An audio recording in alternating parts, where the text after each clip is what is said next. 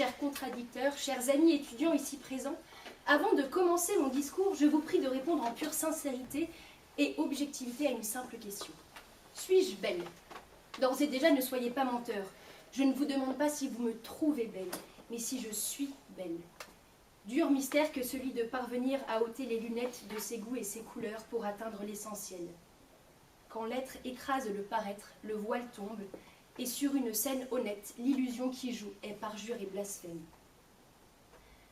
En vous posant cette question, voilà que je m'expose à une lourde sentence, celle de me voir exclue du concours, parce que mon nez m'a autrefois valu le cocasse surnom de Capitaine Nemo, parce que le trait qui me sert de bouche emporte loin de moi l'espoir de minauder à l'américaine avec des lèvres pulpeuses, parce que mon front est si grand qu'en temps de forte fièvre, l'œuf y cuit sans déborder.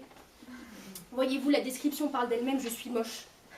Je pourrais quitter la scène, donner raison à mon contradicteur et dans un ultime sanglot expirer oui. Tout le monde est moche, tout le monde n'est pas beau plutôt, j'en suis la preuve.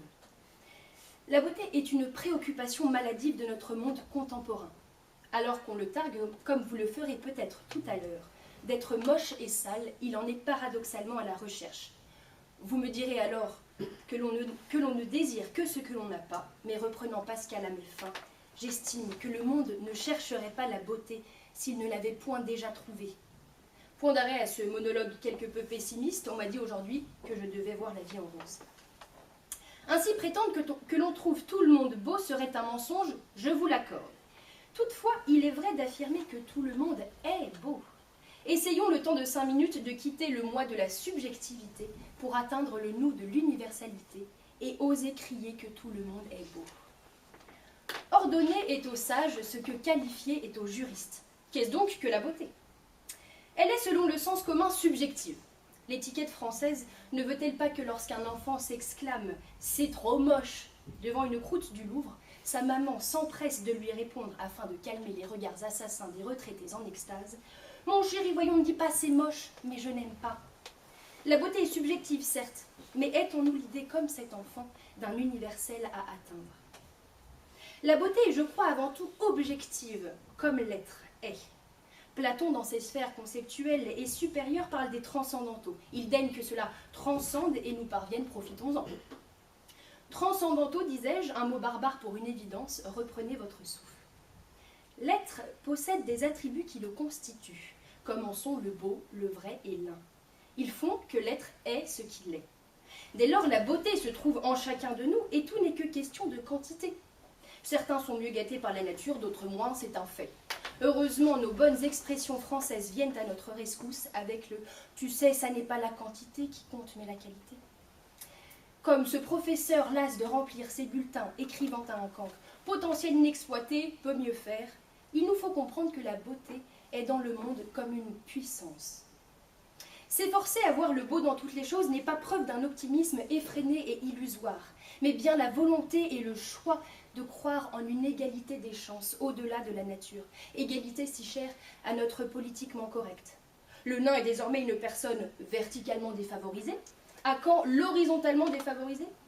Nous esquivons certaines choses que nous pensons gênantes par l'image et le mot, tandis que l'on oublie que la beauté y est présente.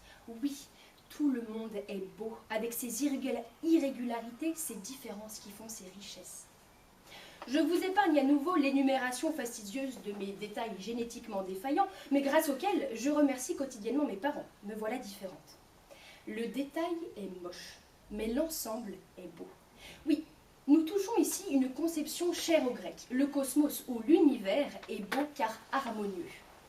À ce propos, une confession.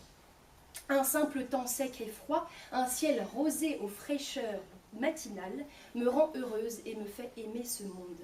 Mais alors, sans attendre, revient dans ma tête et certainement dans la vôtre, l'image de cette montagne de déchets, Smoky Mountain, comme on l'appelle, sur laquelle vivent ces enfants malaisiens, ou encore ce 7e continent immense et immonde terre de plastique que l'océan se plaît inconsciemment à déverser dans l'océan Indien.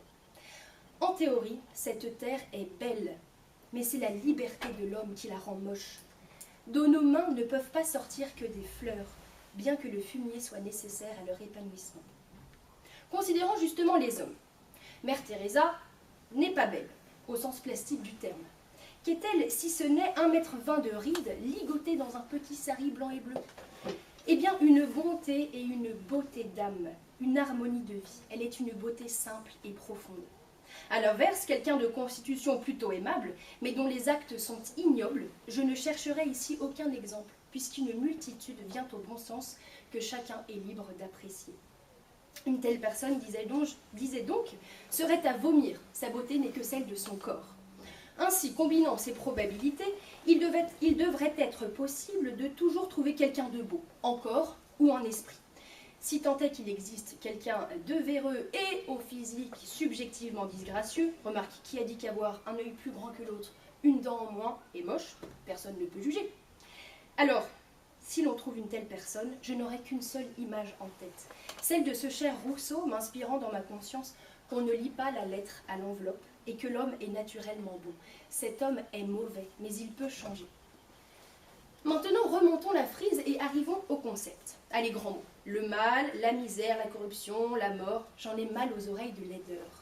Cela n'entache-t-il pas ma toile immaculée toute fraîche? Tout le monde est moche par le mal, rengaine bien connue. Qu'est-ce que le mal, si ce n'est la négation du bien?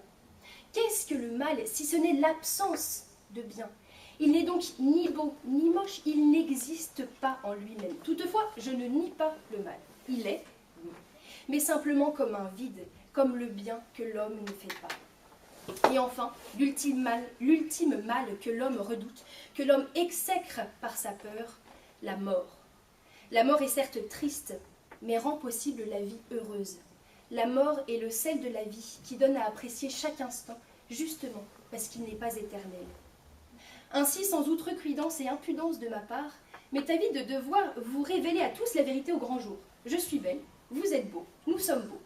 Pas de cette beauté qui paralyse et qui rend vaniteux, pas d'un « tout le monde il est beau, tout le monde il est gentil », de l'imbécile heureux, mais de celle d'être un tout, une harmonie, un corps et esprit dans un monde organisé. L'optimisme, ça n'est pas de croire que la vie est rose alors qu'elle est noire, mais de choisir de la voir ainsi.